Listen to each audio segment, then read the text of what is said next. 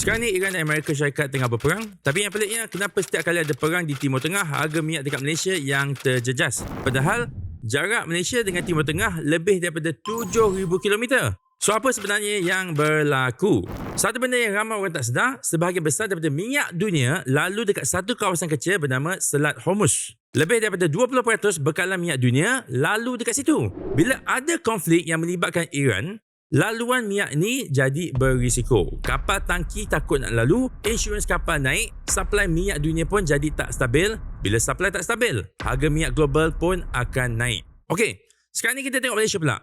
Ramai orang ingatkan Malaysia negara pengeluaran minyak, jadi kita patutnya tak terkesan dengan harga minyak dunia. Tapi hakikatnya lebih complicated daripada itu. Benchmark harga minyak dunia biasanya berdasarkan Brent crude.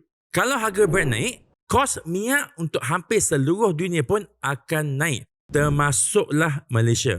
Walaupun kita ada syarikat minyak nasional seperti Petronas. Sebab ada satu perkara yang ramai orang tak tahu, di mana Malaysia sebenarnya ekspor dan import minyak pada masa yang sama. Contohnya, Malaysia jual minyak premium kita tu ke pasaran dunia pada harga yang lebih mahal, tapi dalam masa yang sama, Malaysia juga import minyak mentah yang lebih murah untuk diproses untuk digunakan dalam negara kita.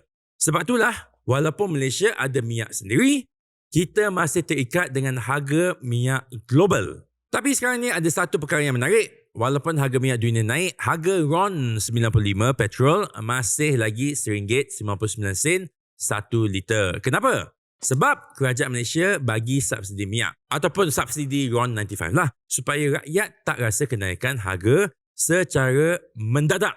Tapi ada satu soalan yang penting.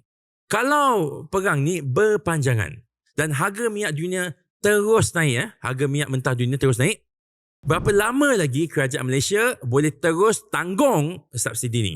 Sebab subsidi RON 95 ni sebenarnya boleh mencecah berbilion ringgit setiap tahun. Lagi lama konflik global ni berlaku, lagi besar tekanan kepada ekonomi negara. Jadi sekarang ni korang kena faham ya, kenapa walaupun perang berlaku jauh dekat Timur Tengah, kesan dia boleh jejaskan poket rakyat Malaysia dan juga kerajaan Malaysia. Persoalannya sekarang, kalau harga minyak dunia terus naik, berapa lama lagi Malaysia boleh sustain? Jadi hati-hati ya bila berbelanja, sebab kita tak tahu walaupun kerajaan bantu, tapi bantuannya ada limits. So kita kena jaga duit dan poket kita dari sekarang.